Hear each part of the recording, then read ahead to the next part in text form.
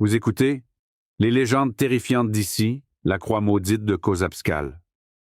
Un livre écrit par Dominique Bellavance et lu par la voix modélisée de Michel Jean.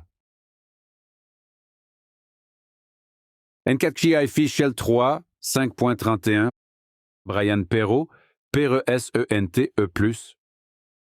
Les légendes, Te, Oshanti Infiante d'ici.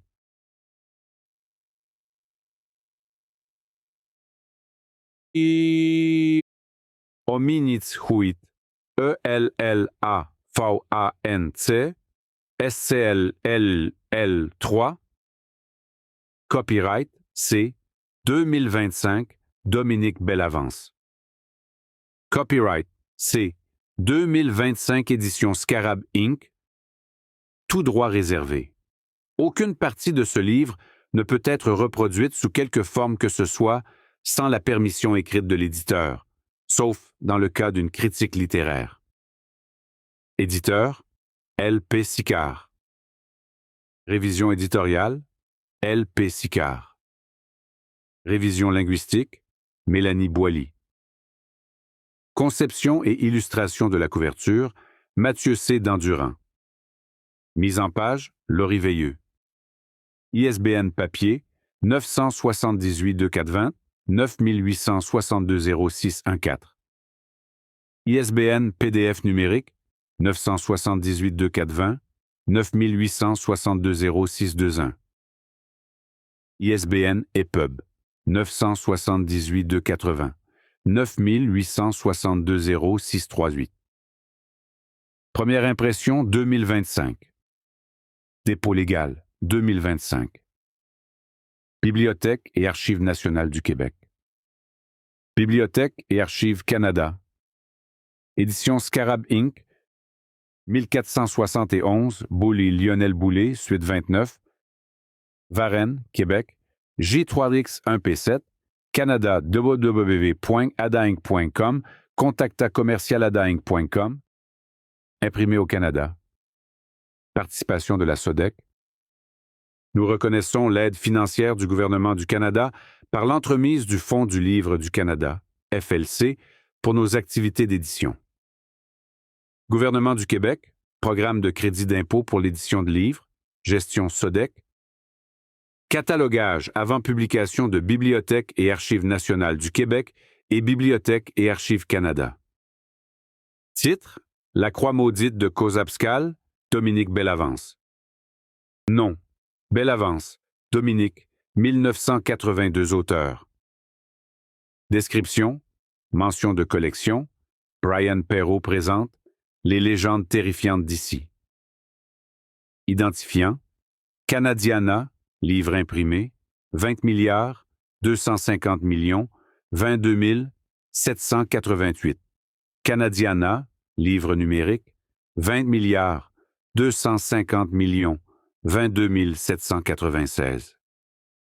ISBN 9 billions, 782 milliards, 898 millions, 620 614. ISBN 9 billions, 782 milliards, 898 millions, 620 621. PDF. ISBN 9 billions, 782 milliards, 898 millions, 620 638 et pub. Classification LCC PS 8603 E54 762025 CDD JC843 6 DC23. Ce livre est une œuvre de fiction. Toute ressemblance entre les personnages et des personnes réelles ne serait que pure coïncidence. Si quelqu'un t'a mordu, il t'a rappelé que tu as des dents. Proverbe. J a dit, quiconque voulait entrer en contact avec les forces du mal n'avait qu'à se rendre à une croix de chemin par une nuit sans lune. Accompagné d'une poule noire enfermée dans un sac de jute, la personne devait se placer directement sous la croix, prendre la poule par les deux pattes, tête en bas, puis la fendre en deux. L'animal ne devait crier. Pour conclure le rituel, il fallait que le suppliant boive le sang de l'animal, provoquant ainsi l'apparition d'une ombre maléfique qui lui offrait d'emblée sur un ton lugubre, d'échanger son âme contre la réalisation d'un vœu. La plus célèbre de ces croix existe encore aujourd'hui, tout près du village de Kozabskal, en Gaspésie. Il s'agit d'une grande croix de bois où, autrefois, des rituels d'invocation du démon auraient été souvent pratiqués. On pouvait se rendre sous la croix de Kozabskal dans l'espoir de faire fortune, d'être guéri d'un mal ou de se venger d'un voisin indésirable. On y allait aussi pour augmenter son succès auprès du sexe opposé ou tout simplement dans le but d'obtenir un poste important dans son milieu de travail. Encore récemment, plusieurs témoins ont même affirmé avoir assisté, non loin de là, à un sabbat au cours duquel des revenants auraient pratiqué des danses païennes au son discordant d'une flûte et d'un tambour. Quant à la croix, elle est encore fortement imprégnée des sacrilèges de tous ces rituels passés, si bien que toute personne qui la touche peut s'attendre à voir la malchance s'abattre sur elle ou son entourage. On dit aussi que certaines nuits sans lune, les âmes des damnés de la croix maudite reviennent furtivement dans le monde des vivants. Brian Perrault. Chapitre 1. 18 août. La chanson Mile on It de Marshmello et Kate Brown me défonce les tympans. Les haut-parleurs se trouvent à 2 doigts de mes oreilles, derrière les dossiers de la banquette arrière. Le rythme des basses me masse le cou. Je demanderais bien à Samuel de baisser le volume, mais je n'ai pas envie qu'on me colle l'étiquette de casseux de party sur le front. Je dois me surveiller. L'erreur n'est pas permise. Pour une fois, je me retrouve avec la bonne gang, celle des populaires. J'ai travaillé dur pour en arriver là. La musique est forte? Je dois triper comme les autres, pas de demi-mesure. Bouger la tête sur le rythme, mimer le refrain avec mes lèvres, en faisant semblant que je connais les paroles par cœur. La croix maudite de Kozabskal. Avec le temps, ça va devenir naturel. J'espère. Les fabuleux paysages de la vallée de la Matapédia défilent par les fenêtres sous le couvert de la nuit. La route est perchée en haut des falaises qui longent la grande rivière. Un faux mouvement du volant et nous plongerions vers notre mort.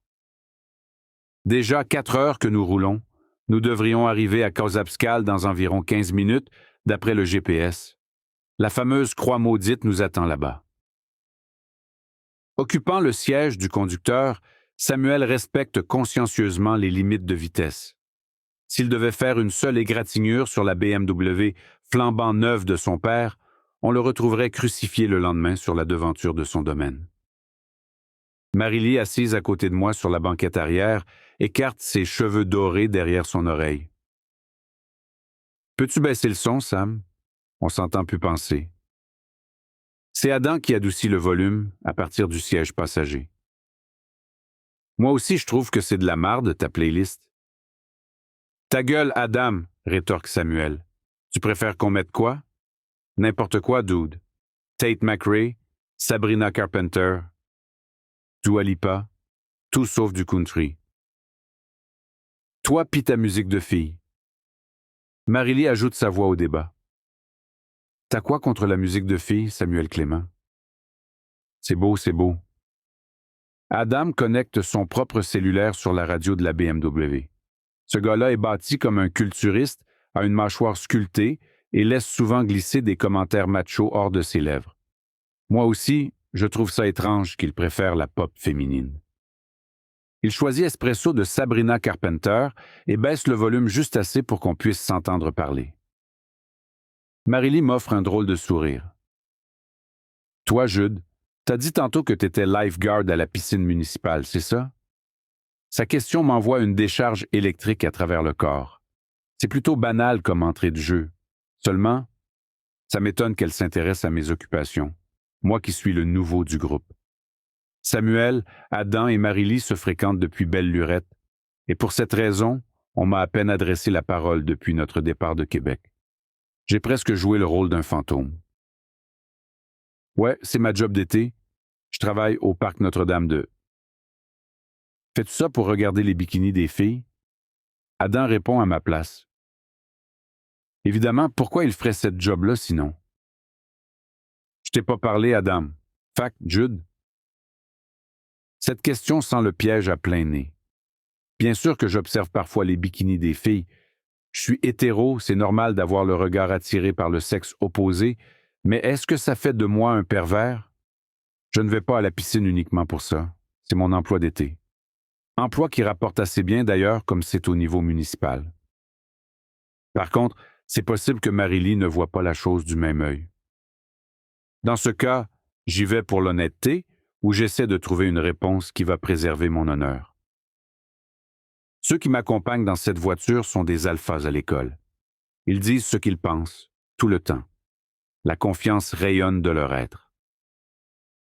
À travers les gamins qui courent partout, le monde qui se pousse, ceux qui savent pas nager, ça laisse peu de temps pour le reste. Donc tu les regardes, un peu quand même. C'est surtout des mères et des bébés qui vont là-bas. Des bébés, wesh, t'es ben perve. Elle voulait seulement en arriver à cette conclusion, peu importe le chemin employé. Ça me décourage un tantinet sur sa personne. Penses-tu continuer la même job après l'école? Dit-elle plus sérieusement, cette fois sans son air malicieux. Voyons, Marie-Lie, pourquoi tu lui demandes ça? Intervient Adam, qui secoue sa pompe d'asthme pour s'envoyer une dose de bronchodilatateur dans les poumons. Je veux juste savoir, c'est tout. T'as un problème avec ça? Bizarre que cette question cause un débat. Elle était pourtant beaucoup moins intrusive que la précédente. Je vais probablement faire un DEP en machinerie lourde. Il y a beaucoup d'emplois sur les chantiers de construction et ça paye bien.